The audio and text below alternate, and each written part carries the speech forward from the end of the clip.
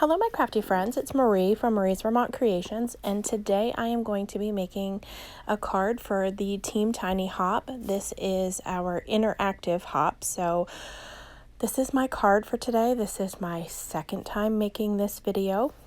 My crafty friends are aware that I forgot to hit record on the tail end of making this. So I am not going to go over the details of the measurements and the scoring and all of that in this, but what I am going to do is link down below to May's video. That's where I got this pattern for this interactive video. It's the Pop and Twist card, and she does a great tutorial on how to make this card.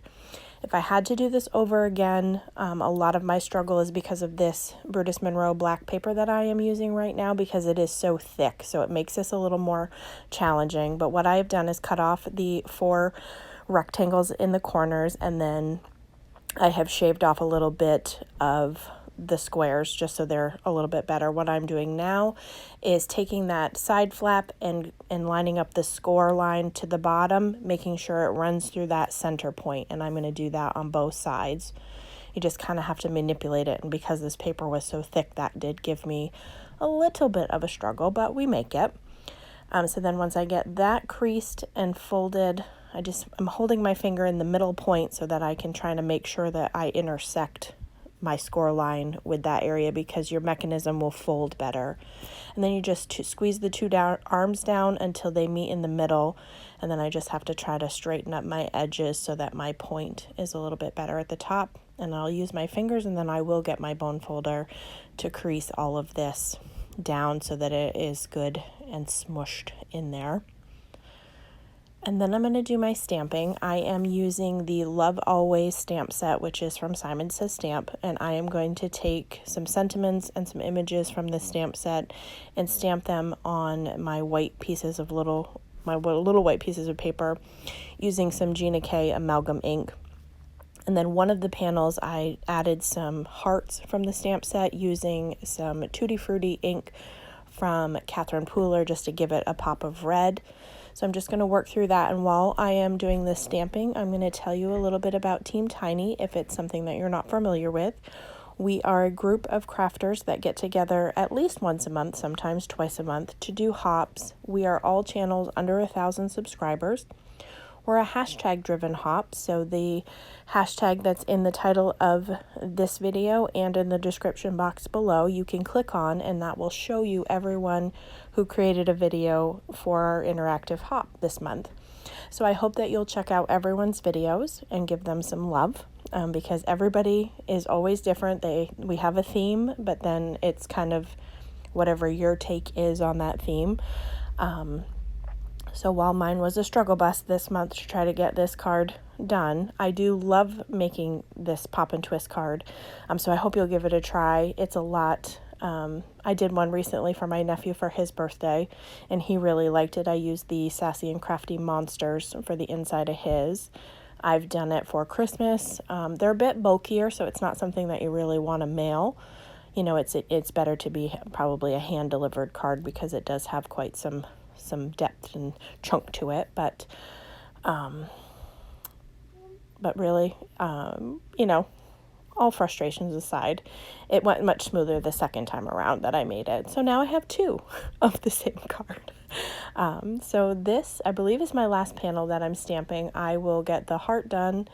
It's like a dotted heart, like a double dash line, and then there was a single lined solid heart. So I'm you know, crossing them over each other. I could have done one in red, but I wanted to keep everything else black and white and kind of just have that one pop of red.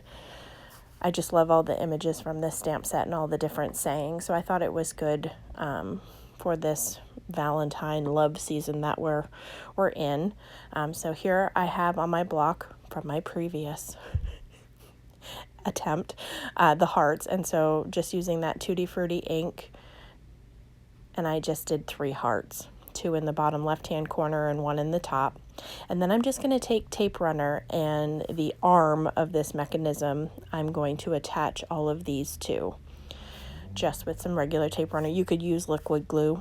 I use a combination of the tape runner and the liquid glue for this project, just because I want to make sure that it stays together.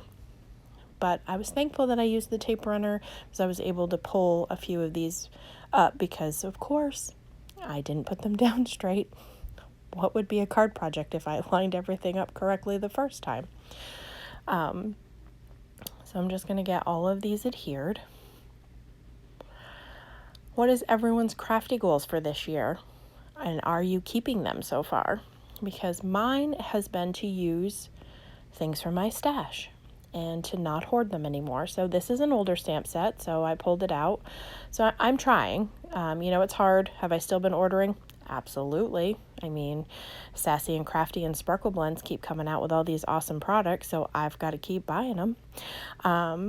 But it has been, I'm trying to tone it down a little bit. So then you take this arm and line it up with the center score line with your middle of your arm, is what I'll call it. And then you're going to put adhesive on either the bottom or the top, but only on half of it. And it doesn't matter which side that you choose, just knowing that on the opposite side, you have to do the opposite. So this one I'm doing the upper panel. So I'm going to lay this down and adhere it down and confuse myself on how I want to lay that down, which is why I recommend you watch May's video. She gives much better instructions on how to put it together. But for this one, I'm going to do the bottom panel in order to make sure that the mechanism can actually move, because otherwise it wouldn't be able to twist in order to close. So I did have you manipulate it quite a bit to get it to close the first time, but once you get it going and do it a few times, which I spared you from watching all of the times that I had to mess with it, but we get it squished down once and then it will open and close much easier. And then I just work on lining up my two sides of it to make sure that they are, as even as I can get. And if you need to trim off a little bit, that's not a big deal. So I finally got it closed. I'm going to use my hands and then make sure that it's working, and then I will take the bone folder and work that down eventually. And then my card panel, I did the long ways, and so I'm going to get the mechanism adhered into the card panel. I lied. First I'm going to decorate the inside of it. So this are panels that I made right here using the Sassy and Crafty stencil, which I absolutely love. So what I got to tell you is I'm lining up my mechanism and I'm going to trace the point just to be able to cut it out, because this lays inside underneath that arm. I'll show you when I glue it in, but then this way it fits in there, nice and snug. But off camera, I made my panels a little too big, so I did have to trim them down a little bit off each side to make sure that my panel fit in there. And I did this to both of the pattern pieces that I made. One of them I didn't show you because it's just repetitive. So I get those glued in with some liquid glue, but I'm going to put the mechanism in now. So what you do is just line it up so that your center point is not above your fold of your card. Make sure you have kind of an even border all the way around, and then I cover mine with wet glue and then just close the card and let the glue, adhere down. Just press it down real good, flip the card over and repeat it on the other side. I do have to pull mine apart because when I opened it, it was wonky as all get out. There was not an even border around it, so I was able to pull it back up, re-glue it, and then lay it in the card so that the border was straight. So I did manage to be able to do that, but you will see me struggle with that a little bit. Like I said, this project from start to finish it's been a struggle. But we make it, and I love how the card turns out. So I noticed that is crazy crooked. So I pull it apart, and it does leave some black on the white, but once I re-glue it, nobody's going to know that mess is back there. So I just reapply and I'm using Art Glitter Glue, which is my liquid glue of choice.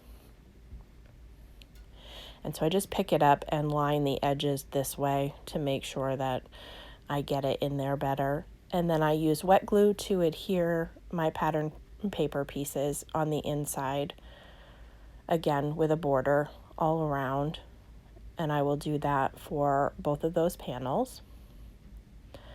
And that gives you a look. And if you wanted to, you can either write your message on the back of the card, or you could add in a white panel you know, a smaller white panel in there so that you can write your message to your recipient.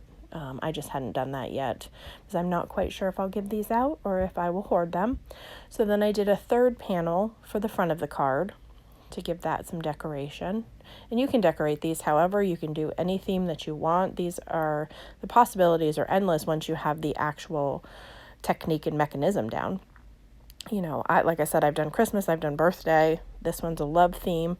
I found some red foil paper in my stash and I just used a strip of that. And then I have a little piece of vellum and I am going to stamp the sentiment, which is from that same Love Always stamp set from Simon Says Stamp.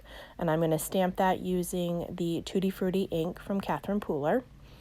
And then off camera, I trimmed it down a little bit because my stamping was a little to the right. And so it wasn't an even border around my piece of vellum. So I did trim that down. And then I'm going to coat the entire back of it. I did also heat set the sentiment off screen because if I didn't, I know I would smear the entire thing. So I just wanted to make sure that that was set. And then I'm going to take tape runner and just coat the entire back of it. Unfortunately, this piece was just a little too big to fit in my Xyron sticker maker, but if you have the bigger one, I highly recommend doing it that way. It's just to put a coat of adhesive all over the back of your panel so that it doesn't show as much. I would have done that, or I do have in my stash somewhere some like sticky tape, like full sheets of it from way back from my Stampin' Up! Days, but I honestly don't have a clue where it is right now. But I'm also going to adhere this to a piece of silver foil paper, which was from my stash. And I will trim that down off screen just to make sure my borders were a little more even. And then I adhered that using some foam dots. And that is my project for today, guys. I hope that you enjoyed it. And as always, I hope that you have a great day.